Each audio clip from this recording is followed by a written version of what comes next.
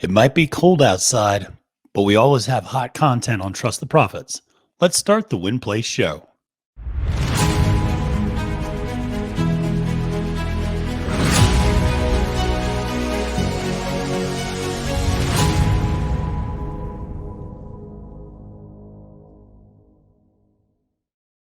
Salutations and welcome, horse racing fans. I'm your host, Matthew DeSantis. You can find me on Twitter at the handle at Fail to Menace, and this is the Win Place Show, a program devoted to all aspects of horse racing and handicapping that is proudly part of the Trust the Profits media platform. Make sure to subscribe to Trust the Profits to get all of our great content between my Capping the Card shows, Colin Sheehan and his daily doubles, and Derby prep content. We got the formulator given out, all sorts of graded stakes previews. We got El Hombre, who is always hosting the Thursday night lounge, giving out winners, giving out picks, giving out betting advice. Always a lot of fun. Obviously, the Win Play show as well. So, no matter what type of horse racing fan you are, we have lots of content for you.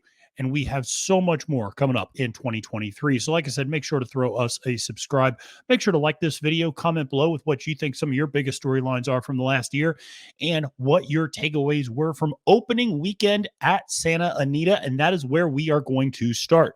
So, obviously, I hope, first of all, everybody had a happy holiday weekend, happy and safe. I know a lot of folks have had delayed travels. So wherever you are, I hope you're safe. I hope you're warm. I hope you're with loved ones, and I hope you're able to get home soon. If you are stranded, all those flights are being delayed. Obviously, we've seen all of that. Cold weather up in the Northeast, Midwest, Buffalo, just being overwhelmed right now, as they always are, it seems like this time of year. So, like I said, certainly hoping everyone's doing well, but at least mentally, we can go to sunny Southern California. And opening day at Santa Anita on Boxing Day, December 26th, on Monday after Christmas. What a card. What a great slate of races. And I just have to say, if you watched my Capping the Card this past weekend with Ryan Gamino, you probably made a lot of money if you listened to us. Ryan gave out a huge exacta in race 3 with Dicey Mochara and Flashiest. That was a $71 exacta.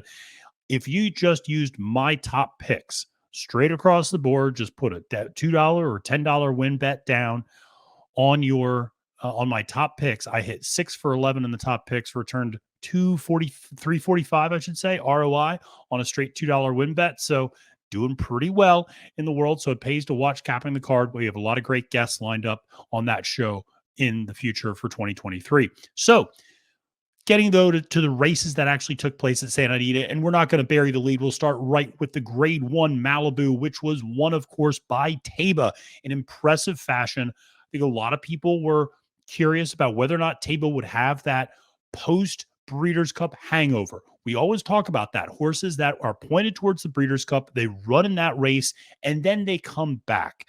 Well, what happens usually? Usually you see a little bit of a hangover effect.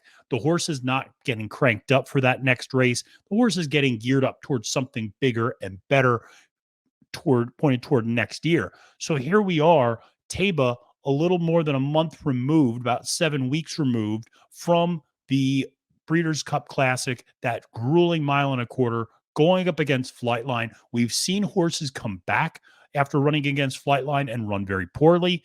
Well, that was not the case with Taiba. 7 furlongs. I talked about this on Capping the Card. I thought that distance cut back made all the difference for Taiba. If he had been trying to go 1.25 miles again, 1.1 miles, maybe I would have had some concerns, but that 7 furlongs was really perfect. And so it is one of those things where, there was obviously some early speed for Forbidden Kingdom, as well as the other My Racehorse entry on the far outside, trained by Dan Blacker. Those two really went out at it on the front end. Forbidden Kingdom, credit to that horse. It looks like he's finally back to maybe not the form he was in at the going into the Santa Anita Derby, when a lot of people thought he was a Derby horse, and then he had the throat procedure done. He's getting there, though. I mean, he's clearly a sprint horse, and it looks like he's going to be a pretty successful sprint horse. I mean, he set a pretty aggressive opening pace, held on for second place in that Hoist the Gold Nakatomi coming running late. But Taiba wins this one, wins his third grade one of the calendar year.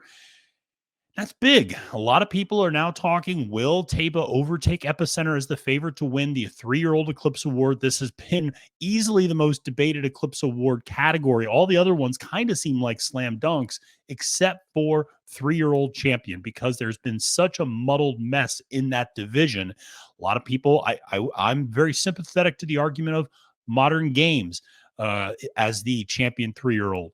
I understand that. It's come over, won twice, including a Breeders' Cup. He's eligible to win this award. I know he does not run at the classic distance. That's what a lot of people will say. Well, he doesn't run the 1.25 miles. That's true.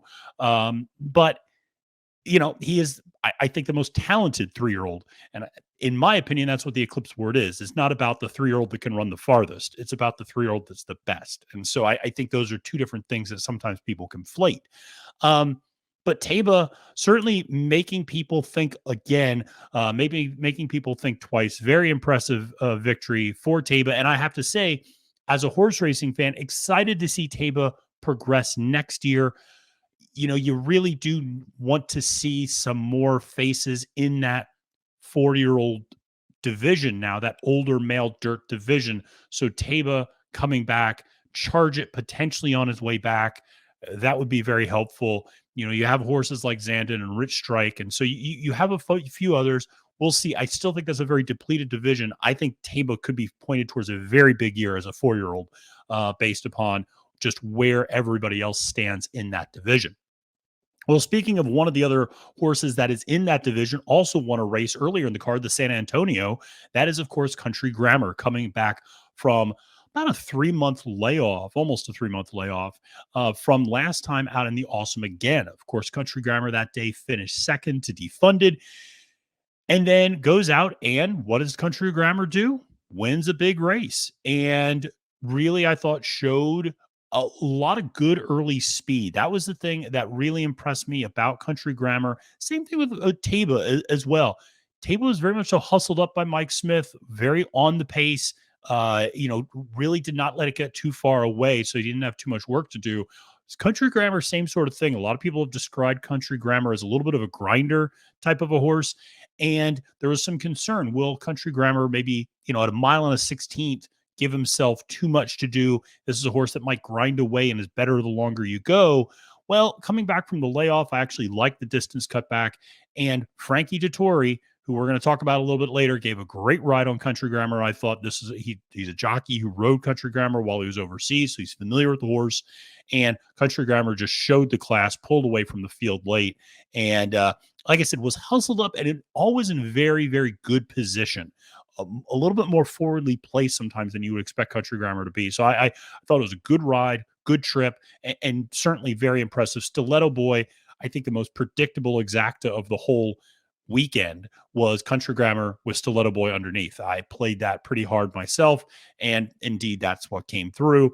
Didn't pay off huge, only $5.70 for a $1 exacta, but still, if it's a sure thing, I'll gladly take almost 6-1 on that. So Stiletto Boy also bouncing back. I think 1.16 is the best distance for that horse. And I think getting back to that 8.5 furlongs is really what Stiletto Boy does best. You can use that natural speed and not tire. I think you start going 1.1 miles, 1.1 miles. Stiletto Boy is distance compromised. 1.16, I've always liked that horse at that distance. So excited to see what Stiletto Boy will come back at. And then there was, of course, Bob Baffert, obviously winning with Taiba, winning with Country Grammar, also won with Fun to Dream, holding off Doug O'Neill's Awake at Midnight. That was a horse I really liked underneath Awake at Midnight, coming back from just an awful showing at the Breeders' Cup Distaff, and now shortening up to that 7 furlongs. I think Awake at Midnight as a sprinter is a very legitimate graded stakes winning type of horse. And mare. And so I look forward to Awake at Midnight continuing to sprint. Hopefully they keep this horse at 1-turn races, because I think that's where she's best. But Baffert had 4 entries in that particular race, and it was really his 4th choice, Fun to Dream, in terms of the morning line, that ended up winning that particular race. And then, of course, the day continued with Bob Baffert as He also unleashed a potential Derby horse in Faustin, which is a Curlin progeny. And this is a horse that looks like he is going to want all the distance you can give him, and was kind of slow out of the gate, got hustled up, and then the kind of grinded away a little bit, and then just started pulling away late over Bob's other horse that he actually co-owns, if I'm not mistaken, with his wife Jill, Sonorma.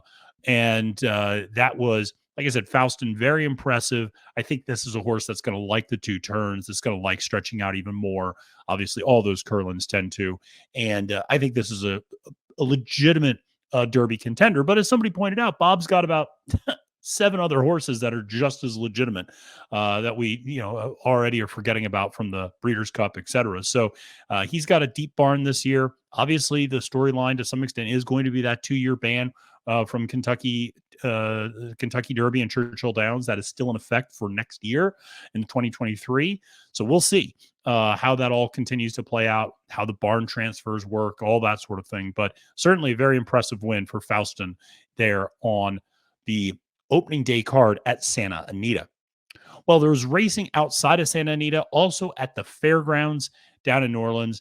And I have to say, I have to give a shout out to Derby Path, who I like talking to on Twitter quite a bit. He texted me or DM'd me about halfway into the race and goes, "This turf is a mess," and it is a mess. Fairgrounds has not been running on the turf, and the inside path of the turf at the fairgrounds just looks awful.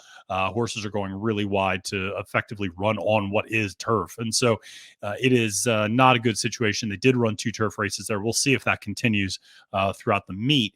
But there were some big races that were won by Brad Cox. As much as Bob Baffert was dominating California, Brad Cox was dominating Louisiana, which is not surprising. That Midwestern, Southern area, Cox always does so well with. The Gun Runner Stakes won by Jace's Road. I think it's going to be a big year for Cox. Jace's Road got out, wired the field, pulled away late from Determinedly, who stumbled out of the gate, but really doesn't have any excuses, was in perfect position, just didn't have it.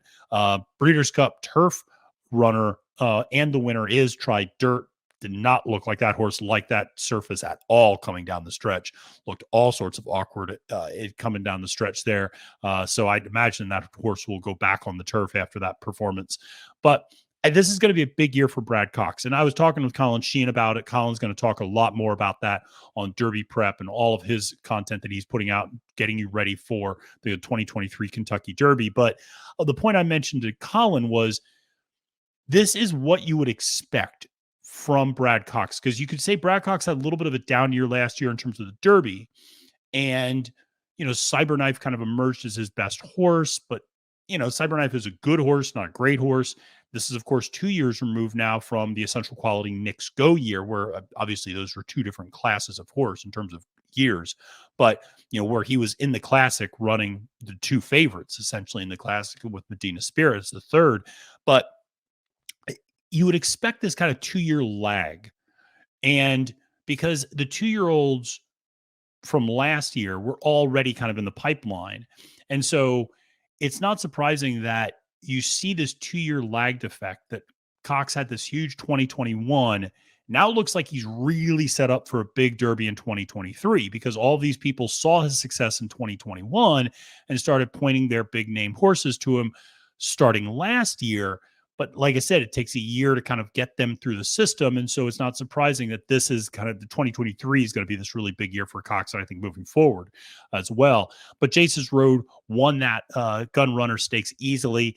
But he also had a very impressive horse, Corona Bolt, one of those other Bolt Doro babies, who what we mentioned is a leading first crop sire.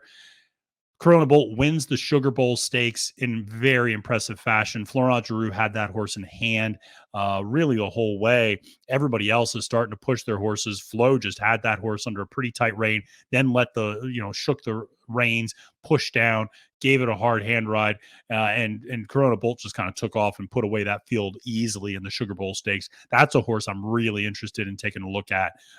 We'll see. These Bolt babies have been doing okay stretching out, so I'm excited to see what they're going to be doing as we continue to stretch out with this group. Well, obviously, over the holiday weekend, one of the big stories was that there was no racing in North America, or for the most part, over the weekend on Sunday.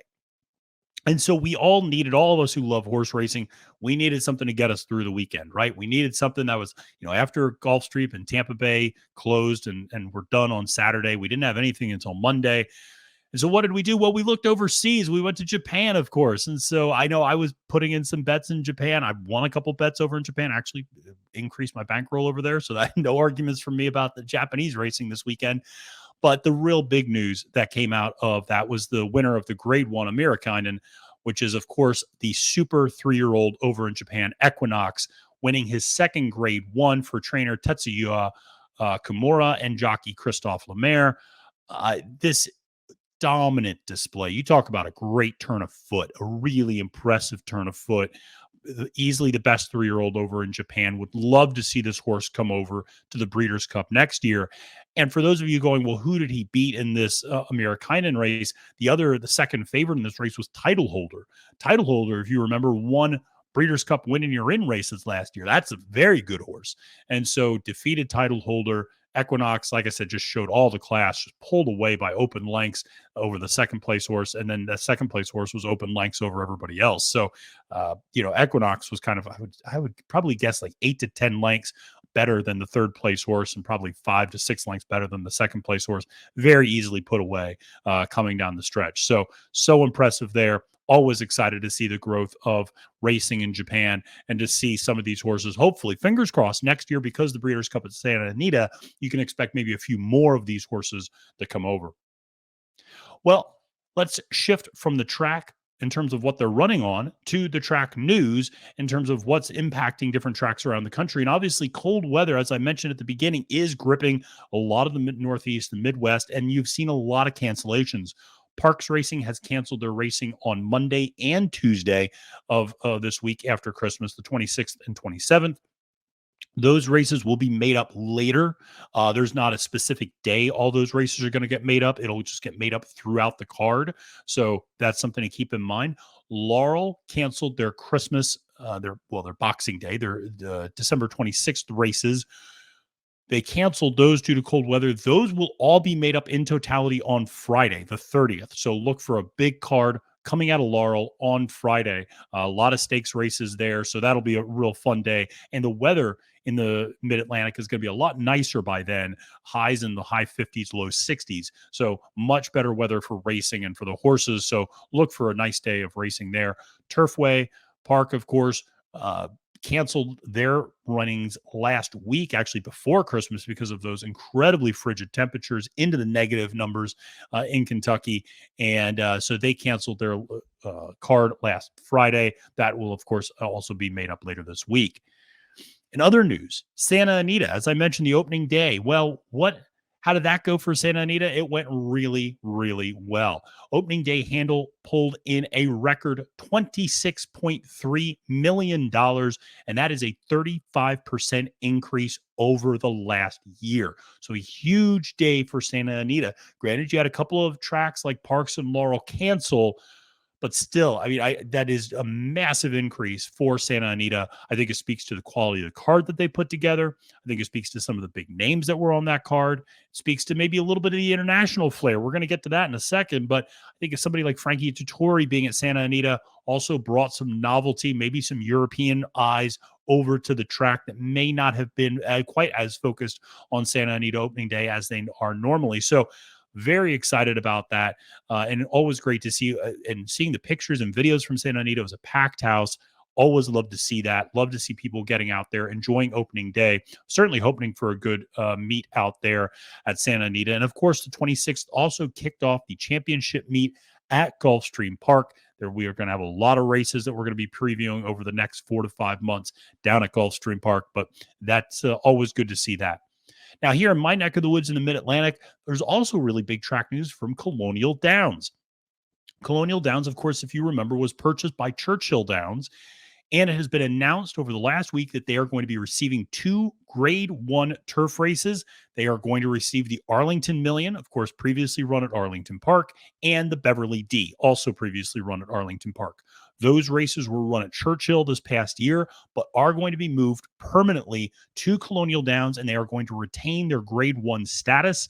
So Colonial gets 2 grade 1 races. Cannot emphasize how big that is. Currently, the biggest race at Colonial is the grade 3 Virginia Derby. And so getting 2 grade 1s really increases that profile. The other big shift is that Colonial is moving to weekend racing, Friday, Saturday, Sunday racing. Colonial, if you remember, was one of those early week tracks, Monday, Tuesday, Wednesday. And I'll be honest, I really liked them on Monday, Tuesday, Wednesday. They were kind of one of the only games in town. It was kind of them, Parks, and then usually later at night, a track like a Cinnaboya. But they really had the eyes of the horse racing community on them. Now shifting to the weekend, they're going to have to compete with other big tracks in terms of that handle, because you have to remember Colonial pulled in a record handle last meet. We'll see if they're able to replicate that. Certainly bringing in these 2 grade 1s is a big deal. There's going to be a higher profile for this track. And what I will say is, with all the struggles we've had growing grass in this country for horse racing, Colonial has, in my opinion, the best turf course in the country. That Secretariat turf course is unmatched, in my opinion. Better than anything up in New York. I think it's better than Tampa Downs, which I do think has a nice turf course. But I love that Colonial turf course. I think that's a really great spot. So I'm excited for them to get that Arlington Million and Beverly D. Obviously big. We'll see. And there's a lot of politics behind the shift to weekend racing. Whether or not that was completely informed and the right decision is a whole nother debate. I know there's a lot of people who think the people making these decisions, which are not, it's not Colonial, but the people making these decisions with the racing commissions don't really understand the impact that moving to a weekend is going to have on the handle potentially. They just want to see more people at Colonial. And I will say, when you go to Colonial on a Monday, Tuesday, Wednesday, it's kind of dead because Colonial is in the middle of nowhere. It's in New Kent, Virginia. It's not close to anywhere. It's not, it's 30 minutes from Williamsburg. It's 45 minutes from Richmond. It's not close to anything. So it's not as if you have this built-in population around the track like you do up in New York, or you do down even in Tampa or Gulfstream Park. And so you got to really drive out there. And not a lot of people can afford to do that on a Monday, Tuesday, Wednesday. Now, moving into a Friday, Saturday, Sunday, presumably you're going to see a lot more people out there. Now, a lot more people at the track does not always translate to a bigger handle. And I think that's where there's some issues going on. But that is the word coming out of Colonial. Now, as I mentioned before, turf is still an issue around the country. Gulfstream Park is being extremely cautious about using any of their turf. They are taking a lot of races off turf, putting it on the Tapeta, stakes races included in some instances, and they are basically not taking any chances with this turf, where they are, if it rained at all overnight, forget about it. It's going off the turf and it's going on the all synthetic. So that's a concern, because they just rolled out that new turf course a couple of weeks ago, and we're already seeing them taking everything off of it. Fairgrounds, as I mentioned earlier, is a mess. Churchill, who knows what they're growing there? They haven't really been able to grow anything that resembles grass over the last year. New York is, of course, shut down for the winter because of weather. So that really leaves Tampa and Santa Anita over the winter as the only really reliable turf courses that we have right now. And obviously we'll see Fairgrounds and Gulfstream Park run those turf races, but Gulfstream will run their really big ones there. But those undercard races, I would be very, very skeptical from a handicapping standpoint, keeping an eye on whether or not they have any sort of rain, because even on a big day, they're going to try to keep their stakes races on the turf. I understand that, but all of those claiming races or allowance races or optional claimers that are on the turf, I would imagine a lot of them are going to get moved to the all synthetic on all weather, because they want to save this turf for the stakes races. And so, like I said, if they get any sort of precipitation, it seems like they're moving to the Tapeta. Well, let's cover some jockey news today as well. And I mentioned him earlier, but Frankie Tutori reminding everyone that he's a really good jockey. Any concerns that he had about potentially getting into the California Colony were put by the wayside as he wins 3 races on opening day at Santa Anita. And I'm honestly not surprised. Honestly, the last couple of years, my go-to angle is Hall of Fame jockey goes to the West Coast and wins a lot of races. Johnny Velasquez did this. Now Frankie Tutori's doing this. Now, this is not to beat up on the California jockey colony. Juan Hernandez, the aforementioned Johnny Velasquez, Mike Smith, Flavian Pratt. You got a Rispoli on the turf, who's always dangerous. You have a lot of good jockeys out there, no doubt about it. But Tutori's going to get some good horses, obviously, but he also, some of those rides he gave yesterday were just, they were textbook. They were just textbook perfect rides. And ballet dancing, who won that allowance race, just a perfect ride on that horse. And especially that horse getting the blinkers put on, that was just a perfect way to ride that horse that day. So Frankie just knows exactly what he's doing. Like I said, the ride on Country Grammar I thought was excellent as well, knowing what that horse is like and knowing you're going a mile and a 16th and having to hustle that horse up. So Frankie's going to have no problem, cleaning up out at Santa Anita. Good for him, though. Excited to see him. And to be honest, this happens a lot when Euros come over. It's not just out in California. When William Buick comes over and rides a Charlie Appleby horse at New York, forget about it. And it's not just because Charlie Appleby's got better horses. He does. But it's also because you look at the ride that William Buick gives those horses, and it's just a better ride in most instances than you would see from an American jockey. I hate to break that to you, but it's just, Buick and those guys, just, they're on another level sometimes, particularly on the turf. I mean, that's their MO, but on the turf, forget about it. And like I said, Tutori had a huge day yesterday, so good for him. Always love to see him jumping off the horse, and was able to do that on Country Grammar right off the bat. So congrats to Frankie on a riding triple on opening day. Well, we also have some trainer news today, and that is that in the Mid-Atlantic, pretty big name, Dale Capuano, is retiring on January 1st. He's going to be turning over the operation of his barn to nephew Philip Capuano. Philip's dad, of course, is also a trainer in his own right, Dale's brother. But this is a big deal up here in the kind of D.C., Maryland, Virginia area. Capuano is one of the biggest names in the Mid-Atlantic. Is the 22nd winningest trainer in North America with over 3,600 wins, led all Maryland trainers in wins 8 times, most recently in 2004. Obviously, that barn has, decreased in size and stature over the last few years, but this is a guy who still won the training title at Laurel and Pimlico a combined 31 times. I mean, this is really a legend in the sport, retiring, like I said, moving this over to his nephew Philip, who's been working with him over the last few years. And so obviously wishing Dale Capuano all the best in retirement and continued success for Philip Capuano as he takes over. Now, we do have some sad news to kind of finish up on today, which is the passing of Code of Honor from Colic. The news broke over the holiday weekend, and it turns out Code of Honor had to be euthanized because of complications from colic on the 23rd of December. Very sad to hear this. This is a horse that just retired a little over a year ago after the fifth place finish at the Cigar Mile that day. But Code of Honor, of course, an incredibly gutty horse. Those wins at the Dwyer, the Travers, and then the Jockey Club Gold Cup were instant classics. Retired with 7 wins and 20 career starts, 14 for 20 in the money, nearly $3 million in winnings. He was only 6 years old. So very sorry to hear that. Very obviously sending our best wishes and condolences to all of the connections.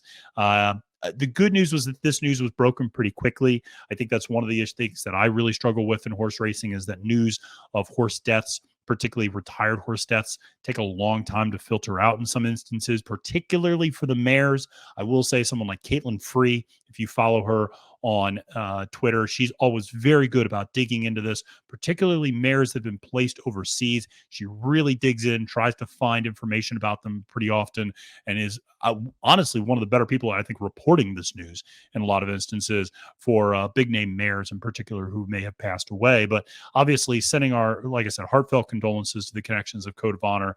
What a great horse, gave us so many thrilling moments, so many thrilling memories, and obviously very sad to see his passing. Now, that said, we do have a big week coming up here on Trust the Profits. We're all going all in on Gulfstream Park this next weekend, because we have 6 graded stakes races. So I'm going to have a capping the card about Gulfstream Park. Colin's going to be doing daily doubles. The formula is going to be previewing the Harlan's Holiday. So we got a lot of Gulfstream Park coverage, because that's really the big track in terms of a lot of big races coming up there this weekend.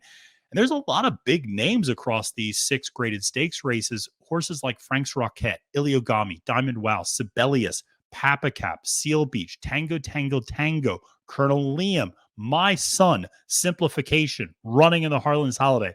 I'm probably not going to be able to pick him. I love him, but I don't think he's going to win that race. South Bend, Skippy Longstocking, Pioneer Medina. So you get a couple of Derby horses and those Triple Crown horses coming in. And then Safi Joseph, sneaky Argentinian horse O'Connor coming in. look for that horse. He ran big first time out here in North America. That might be a very good horse that Safi has in his barn. So a lot of big names, and that's where we're going to be previewing this week. Well, with all that being said, I certainly, like I said, wish all of you watching a very happy and prosperous 2023. I cannot say how thankful I am for everybody's support as we've rejuvenated the Win Play show here in 2022 on Trust the Profits. Make sure to subscribe to Trust the Profits on YouTube. Make sure to follow me on Twitter at the handle Failed to Menace for all of the great horse racing content you need. Well, until next time, friends, my name is Matthew DeSantis, wishing you a great and prosperous day at the races and reminding you that it's now post time.